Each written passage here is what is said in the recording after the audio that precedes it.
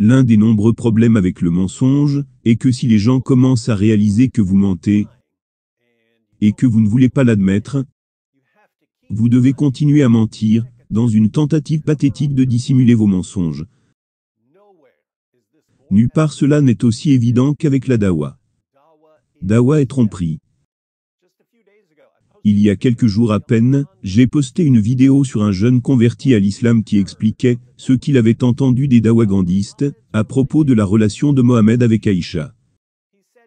Il a dit qu'il avait entendu dire qu'il n'y avait qu'une seule source qui disait que Aïcha était mineure, tandis qu'il existait des centaines de sources qui disent qu'elle était beaucoup plus âgée. Le but de ma vidéo était que les dawagandistes mentent sur Mohammed afin de maintenir les gens dans un état d'ignorance pour qu'ils puissent continuer à gagner des convertis à l'islam. J'ai donc signalé des mensonges sur Mohammed. Et devinez comment nos amis musulmans ont répondu. Devinez comment nos amis musulmans ont répondu dans la section des commentaires lorsque j'ai exposé certains de leurs mensonges. Si vous avez deviné honnêtement avec des preuves solides, des citations approfondies et une logique impeccable, laissez-moi vous emmener dans un voyage rapide vers la planète réalité. Hypocrisie. Dans la Bible, il est clairement mentionné que Marie s'est mariée à l'âge de 12 ans avec Joseph. Cela n'est-il pas mauvais? La réponse à ta question sans fondement est donnée par notre bien-aimé Mohammed Hijab, qui t'a détruit plusieurs fois. Et Ali Dawa a également donné une réponse à ta question sans fondement. Va regarder. Notez les mensonges. Il est mentionné dans la Bible que Marie avait 12 ans. Non, pas du tout. C'est un mensonge. La Bible dit que Marie était une femme. Et la Bible appelle les filles de 12 ans, les petites filles, non pas des femmes. Il dit que Mohammed Hijab et Ali Dawa ont répondu à cela. Eh bien, ils ont dit des choses en réponse à ce problème. Mais ils n'ont jamais rien donné qui ressemble de loin, comme une réponse sérieuse au problème. Ali Dawa admet qu'Aïcha avait 9 ans. Mais il ment, et dit qu'elle avait déjà atteint la puberté. Il dit aussi que si sa propre fille commence à avoir ses règles à 9 ans, il lui dira qu'elle est prête pour le mariage.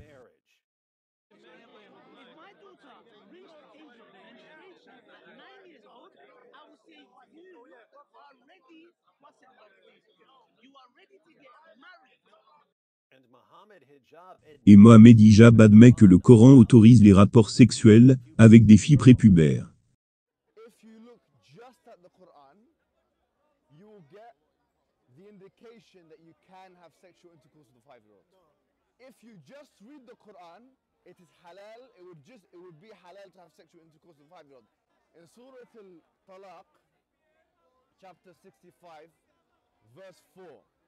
Allah subhanahu wa ta'ala tells us who you can divorce and who you cannot divorce. And then he says, وَاللَّائِ لَمْ يَحِدْنَ. وَاللَّائِ لَمْ يَحِدْنَ. And the ones who had never been pubescent before. Quelle religion révoltante et trompeuse. Cette dame, elle parle de Hatuntash dans la vidéo que j'ai postée. Comment Marie a accouché à l'âge de 12 ans et plus? Eh bien, elle a techniquement raison, car 12 ans et plus signifierait 12 ans et plus âgé. Et Marie était certainement plus âgée. Mais qu'est-ce que cela a à voir avec le fait que Aïcha avait 9 ans? Quel âge avait Marie? Ouesda? Elle a épousé Joseph de 90 ans, à 12 ans. Et c'est la mère de votre Dieu. Ils prétendent respecter Marie, mais ils n'arrêtent pas de mentir à son sujet. Puisque tu veux amener l'âge dans tes arguments contre l'islam. Selon le christianisme, Joseph avait 90 ans lorsqu'il a épousé Marie, âgée de 12 ans.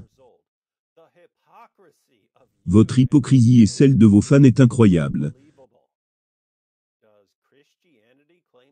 Le christianisme prétend-il que Marie avait 12 ans et que Joseph avait 90 ans? Non. Notez, une fois qu'ils ont dit un mensonge, ils répandent tous le même mensonge. Cela ne leur vient jamais à l'esprit d'être honnêtes, même s'ils mentent à propos de Marie. Quelle religion!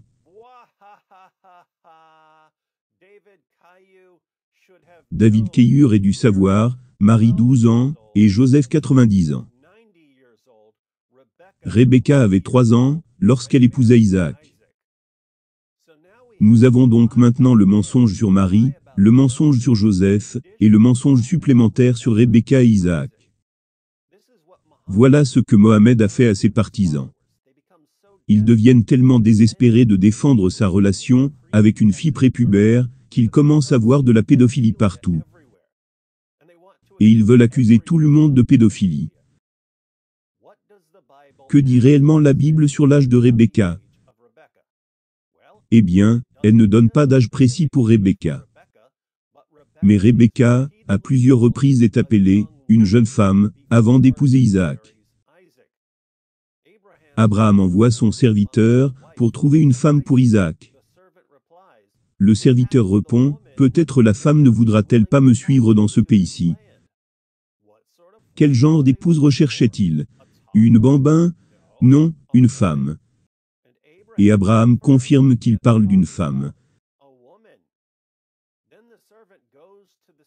Puis le serviteur se rend à la ville de Nahor, au moment où les femmes sortent puiser de l'eau. Qui sort puiser de l'eau? Des bambins? Non, des femmes. Rebecca sort pour puiser de l'eau. Et on lit que la jeune femme était très belle en apparence. Une jeune femme qu'aucun homme n'avait connue. Alors la jeune femme courut et raconta ces choses à la maison de sa mère. Que la jeune femme reste avec nous quelque temps encore, au moins 10 jours. Appelons la jeune femme et demandons-lui. Donc, aucun âge n'est donné pour Rebecca. Mais elle est, à plusieurs reprises, appelée une jeune femme. Alors, comment justifie-t-il l'affirmation absurde que Rebecca était une bambin? En mentant. Regardez ce qui se passe quand ils essaient de prouver que Rebecca n'avait que 3 ans. Il était immoral de l'avoir épousée. Aïe, vraiment? Prenons l'autorité de la Bible restante que nous avons aujourd'hui. On y va. Rebecca avait 3 ans, lorsqu'elle épousa Isaac. Comment savons-nous ça? Un petit calcul mathématique. Voyons jusqu'où nous allons avant d'arriver à plus de mensonges. 1. Sarah a donné naissance à Isaac à l'âge de 90 ans, Genèse 17. 2. Sarah est décédée à l'âge de 127 ans, Genèse 23, 1 à 3. 3. L'incident sur le mont Morija, Genèse 22, et la naissance de Rebecca se sont produits au même moment, où Isaac avait 36 ou 37 ans. Au même moment où Sarah est décédée, Genèse 23, 1 à 3. Menteur. Menteur. Notez qu'il donne des références ici, sachant que la grande majorité des gens qui lisent quelque chose comme ça, ne prendront pas la peine de rechercher les références, car ils supposeront que la personne leur dit la vérité. Mais il n'y a rien dans Genèse 22, ou Genèse 23, ou ailleurs dans la Bible, disant que l'incident sur le mont Morija et la naissance de Rebecca se sont produits en même temps. C'est un mensonge. Mais ils ont besoin de ce mensonge comme point de départ de leur calcul. Puisque ce mensonge est le point de départ de leur calcul,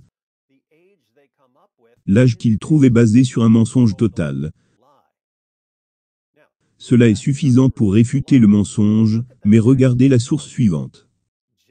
Genèse Rabbah 57, 1. Vous voyez maintenant, ce n'est pas dans la Bible, c'est le Midrash. Maintenant, il inclut des sources non bibliques. Sachant que la grande majorité des personnes qui lisent ceci ne sauront pas ici qu'ils ne citent pas la Bible. Pourquoi sort-il de la Bible? Parce qu'il ne peut pas défendre son point en restant dans la Bible. Tout ce que la Bible dit à propos de l'âge de Rebecca, c'est qu'elle est une jeune femme. Ils mentent à propos de Rebecca. Et ils impliquent Isaac et Abraham là-dedans. Ça c'est l'islam. Ils prétendent respecter les prophètes, mais ils accusent à tort plusieurs prophètes de soutenir ou de se livrer à la pédophilie. Quelle religion? Notez le principe à l'œuvre dans tout cela. Le principe de base qu'ils utilisent est le suivant. Si vous dites la vérité sur Mohammed, nous allons mentir sur les gens de la Bible. Si vous dites la vérité sur notre prophète, nous allons mentir sur Marie, Joseph, Abraham, Isaac, Rebecca et Moïse. Quelle religion? Comme si Mohammed n'avait pas suffisamment menti sur les gens de la Bible, ses partisans continuent de mentir à leur sujet. Mais ils ne mentent pas seulement au sujet des personnes dans la Bible. Ils mentent également sur Mohammed et Aïcha et leurs propres sources. L'âge de Aïcha, cet hadith ne peut pas être vrai pour plusieurs raisons. Premièrement, le prophète n'aurait pas pu aller à l'encontre du Coran pour épouser une enfant physiquement et intellectuellement immature. Menteur. Où le Coran dit-il qu'une fille doit être mature physiquement et intellectuellement? Quel chapitre et verset? Menteur. Je vais vous dire ce que dit le Coran. Le Coran dit que les hommes peuvent épouser des petites filles prépubères. Enseigne-leur Mohammed hijab. And by the way, this is very important, yeah? I want all Muslims to be aware of this. The reason why we don't have sexual intercourse with 5-year-olds and 6-year-olds and 7-year-olds or whatever is not because of puberty. Wait a minute, what did you say? It's not because of puberty, because that verse in the Quran actually says lam yahid. They never had puberty before. You can't go around that. The Quran doesn't say anywhere in the Quran that the woman has to be pubescent. Ensuite, nous avons l'un de ces calculs mathématiques ridicules, où ils vont dans des tonnes de sources différentes, pour essayer de calculer un âge différent pour Aïcha. Oubliant de mentionner que toutes leurs principales sources disent que Aïcha avait 9 ans, lorsque son prophète est monté sur elle. Faites-moi savoir, si vous souhaitez que je passe en revue certains de ces calculs, à un moment donné, car ils sont massivement trompeurs. D'une manière ou d'une autre, ils concluront. On peut dire de manière concluante qu'elle avait 19 ans. Quelle bande de menteurs! La traduction correcte vient de Bukhari comme Al-Bukhari 476. Oh mon Dieu! Al-Fadi et moi, nous venons juste de faire une vidéo à propos de cette erreur de traduction délibérée. En arabe, Aïcha dit « à partir du moment où je pouvais me souvenir des choses ». Le traducteur a mal traduit en « à partir du moment où j'ai atteint la puberté ». Tromperie totale. Mais encore une fois, dès que quelqu'un ment, ils répandent tous le mensonge. Il n'y a aucun concept pour corriger le mensonge. Nous devons le faire pour eux. Et ils se fâchent contre nous pour avoir corrigé le mensonge. Depuis que Aïcha vivait à la Mecque, elle avait ses règles.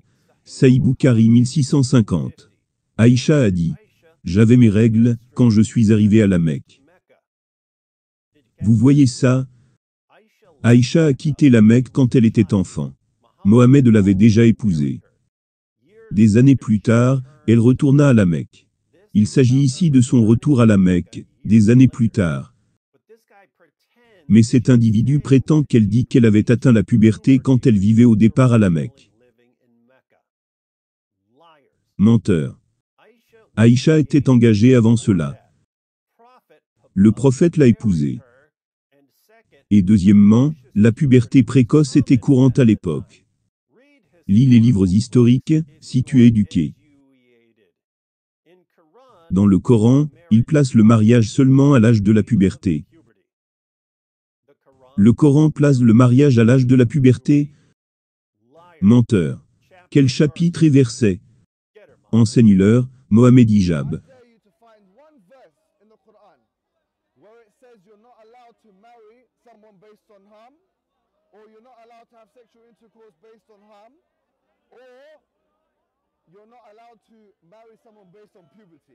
So if you're Quran alone, you're allowed to have sexual intercourse with 5-year-olds. Get me one verse in the Quran which says the woman has to be pubescent. One verse. I want one verse in the Quran from the beginning of the book to the end of the book which says that she has to be pubescent. Et nous savons par les hadiths que Aïcha n'avait pas atteint la puberté. Sahih al-Bukhari 6130. Aïcha rapporte. J'avais l'habitude de jouer à la poupée en présence du prophète, et mes amis aussi avaient l'habitude de jouer avec moi.